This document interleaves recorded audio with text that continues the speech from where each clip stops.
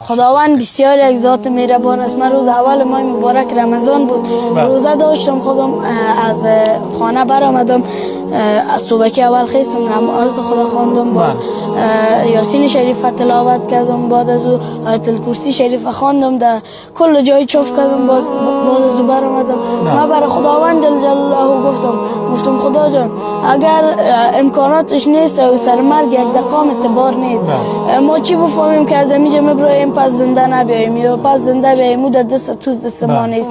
خدا بر تو مسپاریم، دیگه در غم چیز نیستیم. کلمه شهادت خوانده برام خداوند بخشنده ای که جان آفرید. السلام علیکم و رحمت الله و برکاته. با کل مردم مسلمان، با کل مادرای عزیز، خواهرای عزیز، برادرای عزیز که دستگیری میکنین، هر یک نواری ما را مقصد بگیم پدلیت هم میکنین، لایک میمونین، هزار رحمت کلام برای سخنای خوبی که در کامنتری می نویسین. با میگم الله مهربان همیشه و همیشه نگهبانتان باشد.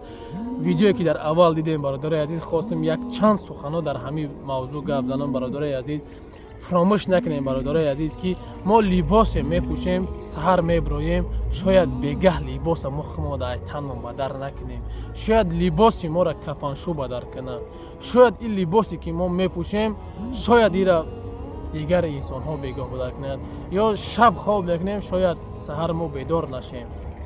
به همین خاطر برادرایی که با میگم، برادرای خواهر و مادرایی که با میگم به خاطر الله، با میگم برادرایی که هستین، اگر یگان سخنی ما، اگر یگان چیزی ما به شما اگر سخت رسیده باشه یا از ما خفه باشین، باز میگم به خاطر الله با میگم تان برادرای عزیز، از همتون بخشش زیاد، عذر زیاد در این ماه مبارک، در این دهه رمضان، باز میگم از هر یک مردم تاجیک بخشش زیاد، عذر زیاد میخوام که یگان سخنی ما خطا یا یگان کار خطاگی ما باشه، یگان بگیم رسوا اشیب کنیم، یگان چیزی که ما باشد مرا ببخشید. در این ماه مبارک از همتون خواهش میکنم که ما باید دوست باشیم، برادر باشیم، اکا و دادر باشیم، که ما یک جویه باشیم. برادرای عزیز در این ماه مبارک با میگم که عذر زیاد میخوام از همتون.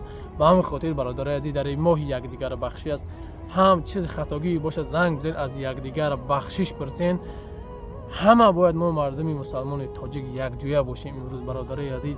به همین خاطر برادرای عزیز به خاطر الله چیزی هست نوار کردم، روز نوار کردم به خاطر الله.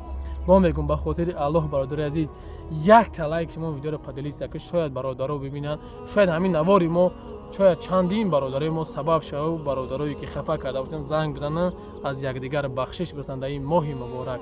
با هم خاطر برادرای عزیز بدر این ویدیو را یک تا لایک با پدلیست که در این ماه در این استوری واتساپ چیزی که داری پدلیستش که ان شاء الله که ثواب شه فرد روز قیامت ما میگیریم برادرای عزیز. با هم خاطر برادر دشمنی نکنین، کینه نگیرین، در یک دل یکدیگرتون همه کسا مردم امروز ما باید یک جویه شیم، دستگیر یکدیگر بشیم مردم مسلمان. هر کسی که هست با میگم سخنی که از ما خطاگی باشه عذر زیاد از همتون بخشش مردم مسلمان تاجیک، از تمام مردم تاجیک بخشش میگم برادرای عزیز. و هم خاطر برادرای عزیز خداوند یار و مددگارتان باشد، برای سخنای خوبتان، برای هر یک سان الله مهربان همیشه نگهبانتان باشه و سخنای خوبتان در کامنتر انتظار هستم. برادرایی که مادرایی که خواهرایی که قدر میکنین، هر یک سخنی که خوبی که شما رو ما در کامنتر انتظارم و لایک مونه ویدیو رو پدریس کنین. باقی سربلند خانواده باشین، خداوند یار و مددگارتان باشه، خداوند هر یک عملی نیک بکنه، خداوند در عملی نیکتون خانه خدا نصیب بگردونتون. السلام علیکم و رحمت الله و برکاته.